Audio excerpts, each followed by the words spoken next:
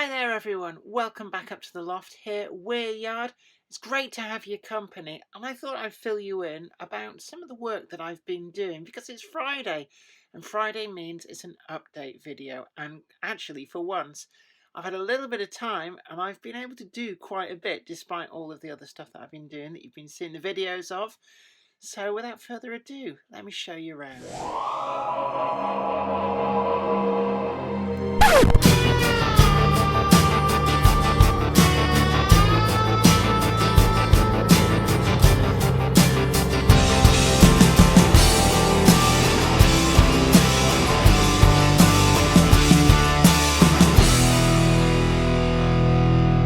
So, what have I been up to? Well, first up, just below the Weir Yard sign, I've been having a go at making some of the trees. These are from the Woodland Scenics kits. So you can see over there, I've been making up these trees, and I do actually like these. I was taught how to do these by a very nice gentleman from Bachman on the Bachman stand at Alexandra Palace, and I've been meaning to get to work on these ever since. But what I've actually found is they're ridiculously easy to make up, and they do give a really, really good effect. So I've put them across there just to kind of disguise this big blue bulk of basically the backboard just behind this bridge girder, and also to disguise some of these wires that go down from the computer monitor up here. So had really great effect with them. I probably need to do a video on just showing how they're made. Of course, they do come with very detailed instructions anyway, so it's not like you'd be lost at sea if you buy yourself one of the packs. So they do go a long way as well. You get an awful lot of armatures and the foliage to go on them, so I do well recommend them. Now, moving on round here, you can see there's more trees gone in. Again, more ones that I've built. Built some more down here. I need to finally hone the foliage underneath. I feel that it perhaps needs a little bit extra, but certainly trees do go a long way to kind of break up the bits in between the track. And as this is notionally modelled in the late 70s, early 80s, I'm guessing that a marshalling yard might have started to just get a little bit of vegetation growing in places. I just think as well it restricts some of the views, and that can make the views much more interesting as trains weave their way through this sort of tree-lined area. The turntable as well, we've had the video about that, got all that fixed, got the windy thing down there, and that's holding up pretty well actually. So if you're struggling with one of these turntables, do go back and check out that video. I can well recommend the Pico kit. You just have to be very careful with that center spindle and put a bit of thought into that, otherwise it is very prone to breaking free. Also, this here, it's looking like something straight out of the 1970s. It's got that weird orange material, this sort of, I'm not sure what this material is, but I can remember the curtains in my grandmother's house being made out of stuff like this. It's seen some serious wear. You can see there's once upon a time being a pattern. It's gone a bit bobbly as well. But it was only £3 in a charity shop. Doesn't smell dubious or anything. I think it's just really had a lot of use over the years. There is inside an area which is actually plastic lined. I've put some DVDs in there for want of something else. But in terms of comfort, it's basically a poof. A poof? Is a puff or a poof? But with this kind of solid back. So I'm going to turn it side on. And it's desperately comfortable when you sit in it. And it's absolutely perfect for up here because it is quite low. It's probably a seat that may be either an emergency seat or something for a child's bedroom back in the day. But Zoe spotted it in the charity shop, and it's a really good score actually for up here. We're going to keep an eye out, see if another one turns up on the market. Reunite 70s style. It really does remind me of my grandmother's house. Well, it would have been in the very early 80s, but my God, any of you who didn't grow up through the 70s and 80s, just look at the colours that we had to put up with. What else have I been up to? Well, I suppose the biggest area is over here. Now, we've done the video making a large layout bigger, but really I'm quite pleased with how this has turned out. As you saw, well, you can see at the side there, you just see where the two bits of wood mesh together, just there. So there, no, not there, there. Gosh, it's even bigger than I thought. And I've got all this going together, getting all the junk in and the detritus, the sort of scenic stuff. Used a lot of scatter, sand, that kind of thing. And it's all come together. This yard at the end is really just a way of finishing it off, and I like it. Because what I don't like in a model railway is track right to the edge of all the boards in every direction, looking like you've basically tried to put as much track as is humanly possible into the space. And I think it is important to have things like, you know, we've got this road here and just this little yard on the end, using a little bit of, it's actually one of the end piers from this kit, which... yeah, if I ever come to build the rest of the kit for somewhere else, I'll be missing an end, but I probably never will. So I really do like cutting up kits, using bits and pieces here, there and everywhere. I know somebody said, oh, this overhang looks a bit weird, but I didn't want to cut the kit, and it wasn't applicable to move this wall that way ever so slightly. It just wasn't going to work because of clearances at the other end. So I'm happy to live with that. I think it's a good compromise. I'm not worried about it, it has to be said. And the David Brown, I think these were something that in the, I guess, the 1950s, maybe 1960s, was sold into industry. It's a farm tractor, a David Brown farm tractor. You can tell from the characteristic grille and these engine side covers. That is classic David Brown. But it's got, the rest of it is much less agricultural and a bit more industrial. And these things, I guess, were used to pull trolleys around work sites. Also fitted with luffing bars and stuff, like dumb buffer bars, and would have actually been used to shunt wagons on some industrial sites as well. So quite a versatile model. I think actually it may even go back further than that, because I'm sure that Airfix used to include this and some bomb trolleys in the short Stirling kit. I vaguely remember building one back in the day, so maybe actually it's a 1940s design. Never really seen them in real life. I have seen the agricultural version of the David Brown, but not something I've seen about particularly. But what it has meant is that the DMUs now actually properly fit in these sidings. If you remember before, the buffer stops, let me just find the end, the buffer stops were about there. So what happened was the DMUs fouled the points, which was a bit of an oversight, but that oversight is now fixed. So I'm quite pleased to have the 3 DMUs that I own in place.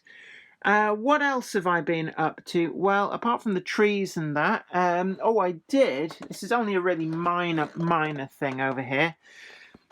Out of what's left of Trinity Road, I've got some of this lichen, and I've used that just to disguise the cut that I had to cut to get this tunnel mouth to fit in, which was a compromise, but I think it's all right if you hide the cut, which I have done now with those bushes.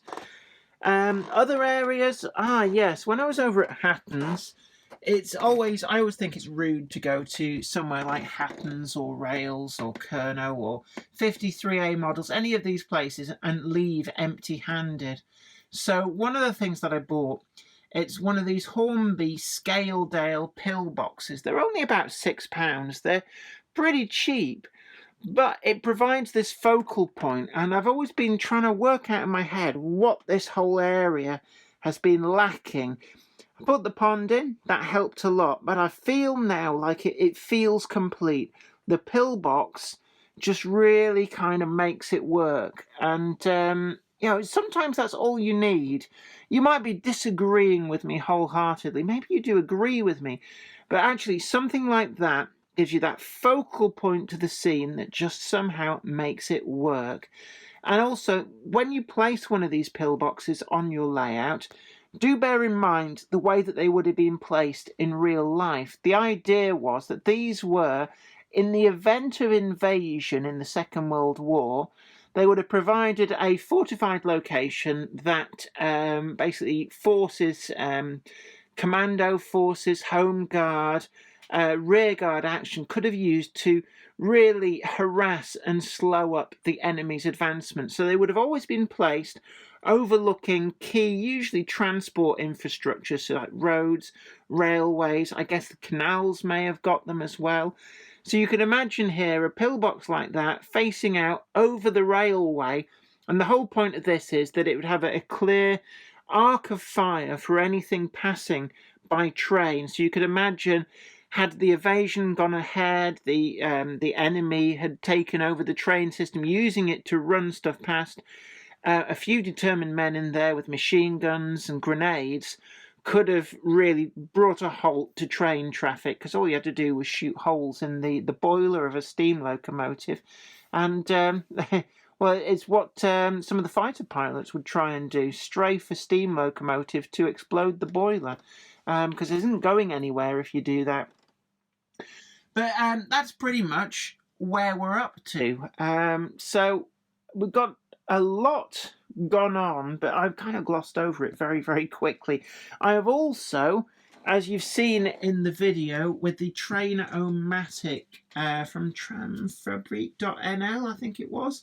I don't have my notes to hand, but the DCC decoders, which has allowed the DCC collection of locomotives to expand. So all of these that you see on this shelf, these are all now DCC fitted, coming all the way across here.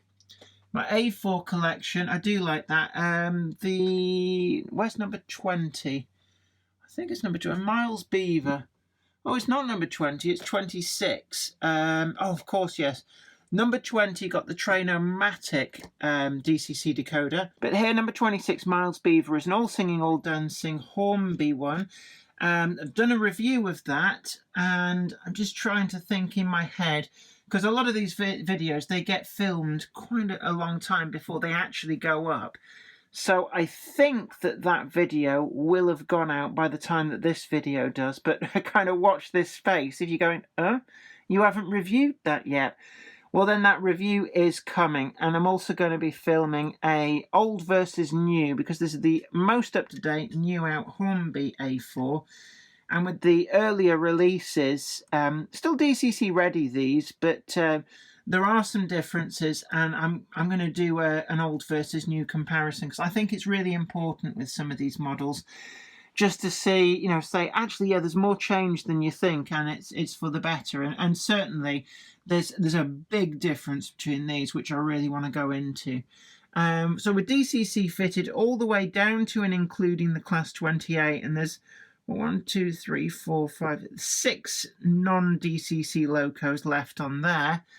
None of these are DCC fitted yet, so there's definitely a lot left to go up. And of course, there's also this shelf down here. All of those, they're stacked 3 deep down there.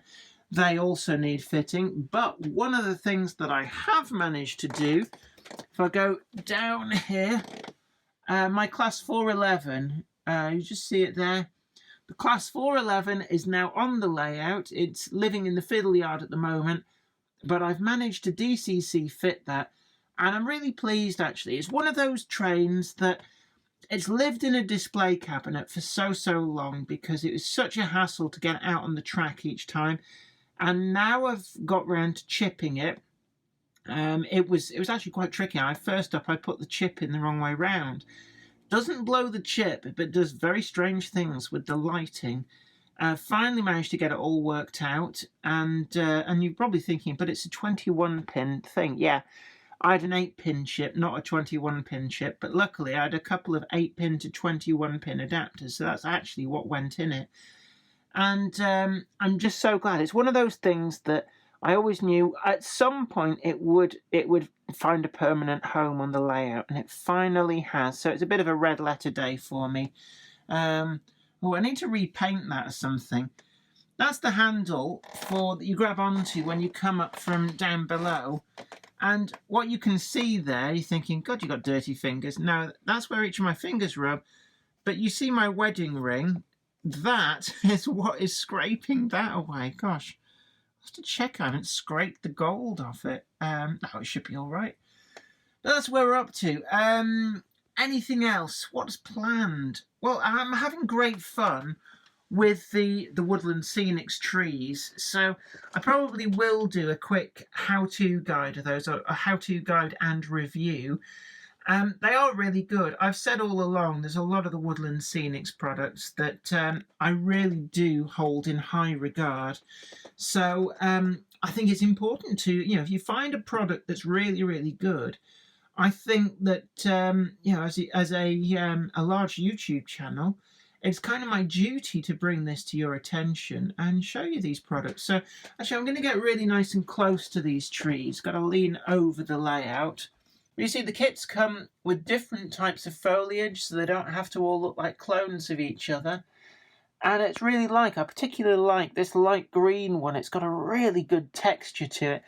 And as you already know, you've seen the scenery that Les, Simon, Melanie and I have been doing for GMRC, Great Model Railway Challenge. A lot of the scenery that people have very favourably commented on is down to the different textures and colours. So you see there, it's not just one pack of scatter. There's about 3 different packs of scatter, plus sand in the base layer, and you spray on like watered down PVA. You use brown emulsion paint as the base, and you build it up, and it's a nice random natural look that if you only use one scatter, it's going to look very flat. So what you see there is the technique that the 4 of us are really, really quite big on. So there you have it. Anyway, it's been really, really great to have you up here in Weir Yard. Great to show you what the progress is doing. I'm sure I'll still keep finding things to do. That's the nature of a model railway, isn't it? There's always something you can be doing. And I guess a big model railway like this, there's always something that you can detail, add to. And I know I've got a lot of line side fencing to go in. I've done pretty much none of the line side fencing, so that is a big job, and I've got to work out a good way of doing that. But until next time, it's been great having you along, great to have your company and just show you what I've been up to. So don't forget to like this video, share it too, and also subscribe to the channel, and you'll be the first to know about new videos as and when they go up. But until next time, don't forget to check us out on Patreon, and also you can buy my books from Amazon, from allmousemedia.com, and some bookshops as well. I think Waterstones do stock some of my books. But until then, you take really good care of yourself, and I look forward to seeing you again. Bye for now. Today's video has been brought to you in part thanks to the generous donation of my fans on Patreon. And an extra special huge thanks goes out to Anthony Kidson, Michael Churchwood, Bob Threeton, Alec Ralph, Anthony Hunt, William Wade, Wayne Johns, Offshore Allen, and oorail.co.uk. If you'd like to help support the show, head on over to patreon.com/Jennifer Kirk. Thank you. Today's video has been brought to you by my books, Bringing Home the Stars, Twinkle Little Star, and also you can get the complete comic collections of All Over the House, Books 1, Books 2, and also the wacky zany Life of Knob T. Mouse. Thanks, and catch you later.